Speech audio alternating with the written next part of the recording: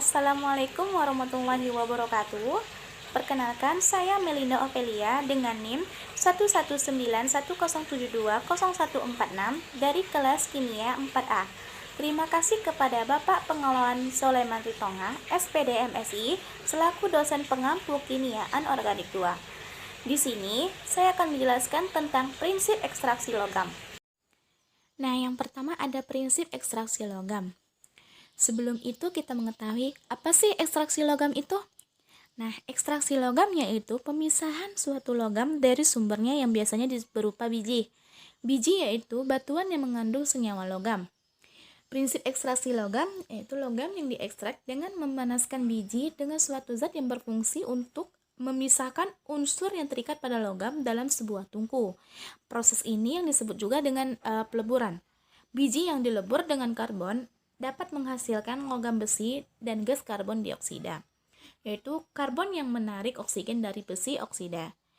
Karbon yang dapat dipakai untuk melebur logam yang reaktivitasnya yang lebih rendah daripada karbon. Misalnya yaitu seperti seng, besi, timah putih, dan timah hitam yang dihasilkan dari peleburan biji dengan menggunakan karbon. Yang kedua ada sifat-sifat logam. Pertama, sifat fisika logam. Logam kebanyakan berwarna perak atau abu-abu. Tetapi ada juga logam yang berwarna jingga kecoklatan, yaitu pada tembaga, dan berwarna kuning pada emas. Logam dapat mengkilap ketika dipoles, logam dapat ditempa, logam bersifat mulur.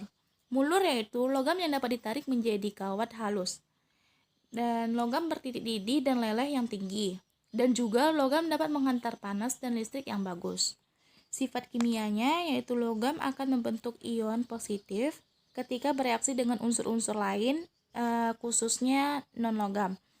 Kalium dan natrium merupakan logam yang sangat reaktif, yang bereaksi kuat dengan air sehingga menghasilkan gas hidrogen. Selanjutnya ada klasifikasi sumber utama logam, yaitu terdiri dari dua, yaitu logam fero dan logam non-fero. Logam fero yaitu logam yang mengandung unsur besi. Besi merupakan logam yang penting dalam bidang teknik, tetapi besi murni terlalu lunak dan rapuh sebagai bahan kerja, konstruksi, atau pesawat. Besi murni yaitu besi yang dengan simbolnya Fe yang hanya diperoleh dengan jalan reaksi kimia. Sedangkan besi teknik yaitu besi yang sudah bercampur dengan unsur lain. Nah, selanjutnya logam non-fero. Logam non-fero yaitu logam yang tidak mengandung unsur besi. Logam non-fero murni kebanyakan tidak digunakan begitu saja tanpa dipadukan dengan unsur logam lain, karena biasanya sifat-sifatnya belum memenuhi syarat yang diinginkan. Nah, yang ketiga ada sebaran logam di bumi, baik vertikal maupun horizontal.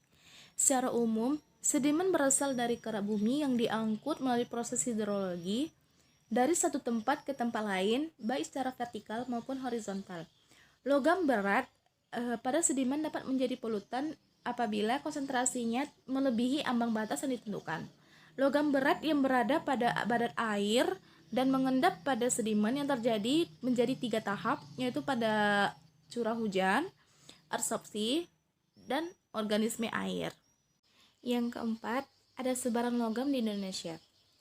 Pada daerah Bunakasi, Kecamatan Pangelangan, Kabupaten Bandung, merupakan bagian dari pegunungan selatan Jawa Barat yang memiliki potensi emas yang dikelola secara tradisional oleh masyarakat. Pendambangan dilakukan dengan mengambil bongkahan dari urat kuarsa yang kemudian dihancurkan dengan cara ditumbuk. Proses penumbukan tersebut membuat urat kuarsa menjadi berukuran kerikil. Kerikil kuarsa diolah dengan teknik amalgamasi, yaitu proses pengikatan logam emas dari biji tersebut dengan menggunakan merkuri dalam tabung yang disebut gelonggongan. Yang kelima ada prinsip ekstraksi logam. Yang A, secara mekanik. Besi relatif mudah diperoleh, namun tambang bijinya yang terbatas sehingga produksi dari mentah sangat terbatas. Besi mentah diperoleh dari biji besi hasil tambang yang diolah melalui peleburan di dalam tanur tinggi. Nah, yang B ada secara penguraian termal. Penguraian termal yaitu udara panas yang dimasukkan ke garam dapur tinggi digunakan untuk membakar kokas sehingga menghasilkan gas panas bertemperatur tinggi dan karbon monoksida. Gas panas digunakan untuk melebur biji besi dan mereduksi unsur-unsur yang terdapat di dalam biji besi yang telah mencair. Yang C yaitu reaksi pendesakan. Bila suatu atom unsur A misalnya relatif lebih reaktif ketimbang atom unsur B, maka dapat diramalkan bahwa kedudukan atom B dalam senyawa BC dapat didesak dan diganti oleh atom unsur A. Maksudnya di sini yaitu reaksi di mana suatu unsur menggantikan posisi unsur lain di dalam suatu senyawa. Misalnya, jika logam seng dicelupkan ke dalam larutan tembaga 2 sulfat akan menggantikan posisi tembaga. Dengan persamaan reaksinya yaitu seperti Zn ditambah CuSO4 menghasilkan Cu ditambah ZnSO4. Yang D yaitu reaksi kimia pada suhu tinggi. Pada suhu tinggi, laju reaksi akan makin tinggi pula dan reaksi harus dikontrol secara termodinamika. Karena itu, pengetahuan perubahan energi bebas reaksi perubahan Gibbs akan memberikan petunjuk apa yang akan terjadi. Pada suhu tinggi, oksidanya menjadi relatif tidak stabil untuk menjadi unsur-unsur penyusunnya. Dan yang E, secara reduksi elektrolitik. Energi yang diperlukan suatu produksi untuk mendapatkan lelehan elektrolit memakan biaya yang sangat besar. Karena itu, alternatif elektrolit yang digunakan adalah berupa larutannya. Deret kereaktifan logam memberikan dasar dalam melakukan pereduksian senyawa logam. Reduksi kimia sangat cocok untuk logam yang berkereaktifan rendah. Sedangkan metode elektrolitik dapat digunakan pada logam umumnya. Yang keenam yaitu ada proses ekstraksi dari bijinya. Proses pemilihan ekstraksi dari bijinya yaitu logam yang diperoleh atau dibuat dengan teknik yang dinamakan metalurgi, yaitu proses pengolahan bahan-bahan alam menjadi logam. Mineral yang dapat dijadikan sumber untuk memproduksi logam secara komersial disebut biji logam. Biji besi yaitu suatu zat mineral yang mengandung cukup kadar besi untuk dileburkan, kira-kira 20%. Komposisi dan bentuk biji besi itu berbeda-beda antara sumber yang satu dengan sumber yang lainnya. Ada yang berupa karang yang keras, ada yang berupa butiran-butiran kecil, dan juga yang berupa tanah yang gembur dan dengan warna yang bervariasi dari hitam hingga sampai merah bata. Yang terakhir yaitu ada termodinamika proses reduksi senyawa oksida logam.